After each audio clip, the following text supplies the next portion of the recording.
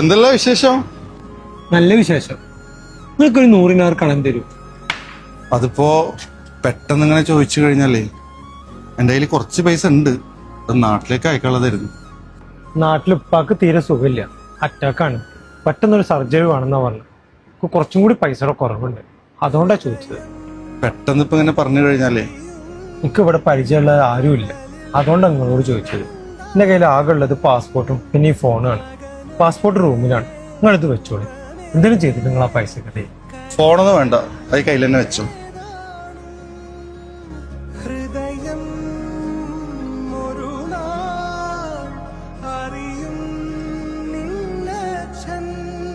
ഹാവൂ, പഠിച്ചോൻ കാത്തു. ഞാൻ എന്താ ചെയ്യേണ്ടതെന്ന് അറിയാനിരിക്കുന്നു. അപ്പോൾ നിങ്ങളുടെ അടുത്ത് കൂടെ വന്നു. ഞാൻ എത്രയും പെട്ടെന്ന് നിങ്ങൾക്ക് ഈ പൈസ തിരിച്ചു തരാം. നിങ്ങൾ നിങ്ങളുടെ ഫോൺ നമ്പറും തന്നാമോ? ഇൻഷാ അല്ലാ.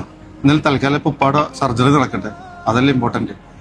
പിന്നെ ഇതിന്റെ കാർഡാണ്, എന്തെങ്കിലും ആവശ്യമുണ്ടെങ്കിൽ വിളിച്ചാൽ മതി കേട്ടോ.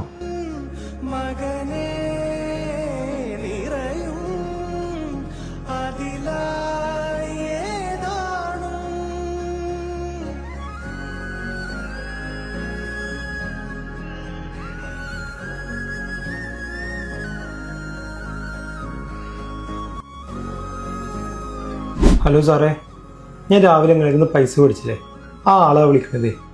നിങ്ങൾ അർജന്റായിട്ട് ഒന്നുകൊണ്ട് വരൂ. ഞങ്ങളെ ഫോണിൽ ലൊക്കേഷൻ അയച്ചിട്ടുണ്ട്, ഒന്ന് കാണാൻ. എന്തു പറ്റി? എന്താ പെട്ടെന്ന് വരാൻ പറഞ്ഞത്? ഞാൻ ഇന്ന് രാത്രി നാട്ടിൽ പോവാൻ. ഞാൻ ടിക്കറ്റ് എടുക്കുന്നു.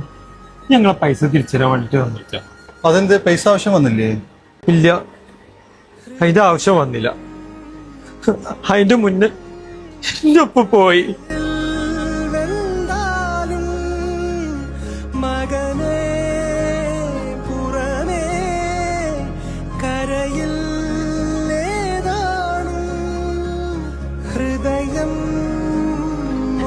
ഇനി ഞാൻ തിരിച്ചു വരുമെന്നും അറിയില്ല. പൊരുത്തല്ലാത്ത പൈസ ഇപ്പൊ കയ്യിൽ വെക്കരുതെന്ന് പറഞ്ഞിട്ടുണ്ട്, അതുകൊണ്ടാ. എന്താ, ഞാനിതിന്റെ ബ്രദറിന് കൊടുത്ത മാതിരിയെ കണ്ടിട്ടുള്ളൂ. ഇപ്പൊ പൈസ ഈ കയ്യിൽ വെക്ക.